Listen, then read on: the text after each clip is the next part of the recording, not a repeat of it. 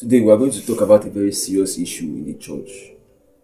As a Christian and as God's creation, we are going to talk about a very, very important thing. This generation, we have normalized sexual sin so much, we have normalized lust. Like, we have normalized it in our society, that it feels like a normal thing to do. So today, I'm going to share a Bible verse that I came across, 1 Corinthians 5, from verse 12 to 20. It was Paul was telling us about sexual sin and how we should use our body for God's glory. So let's start. 1 Corinthians 5 verse 12. Let's say, someone will say, I am allowed to do anything. Yes, but not everything is good for you. I could say that I am allowed to do anything, but I'm not going to let anything make me its slaves. He's talking about lust.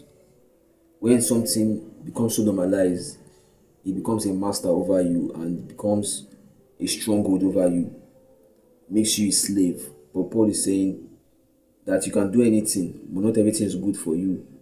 And you can do anything, but don't make anything your slave. Don't let it be the God over you. Make it an idol.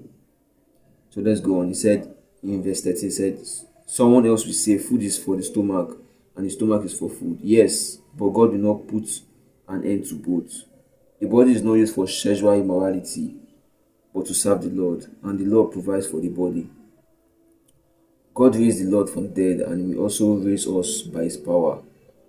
You know that your body are part of the body of Christ. Shall I take a part of the Christ body and make it a part of the body of a prostitute? Impossible. Or perhaps you don't know that the man who joins the body to the prostitute becomes physically one with her. Wow. See that whatsoever you have sex with, whatsoever you used to pleasure yourself, you become one with that thing.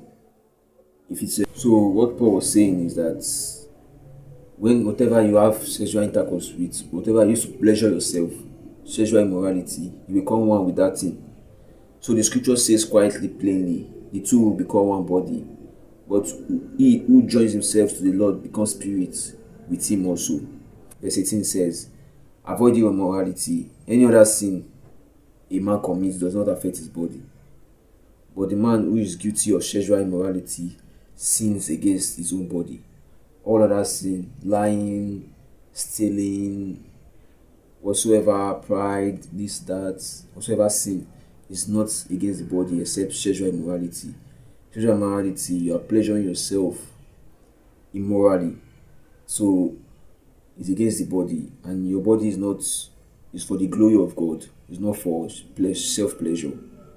So that's what Paul was saying. Then verse 19 he said, don't you know that your body is the temple of the Holy Spirit who lives in you and who is given to you by God? You do not belong to yourself, but you belong to God. He bought you for a price, so use your body for God's glory. That's the message I'm meant to pass today. Our body is for God's glory and not for self-pleasure or sexual immorality. I'm not a saint. Everyone is guilty of this. Sexual immorality is becoming a norm in our society, and we need to change that. It's not supposed to be like that. It's not supposed to be like that. Because we have normalized it so much in our society that it's very scary.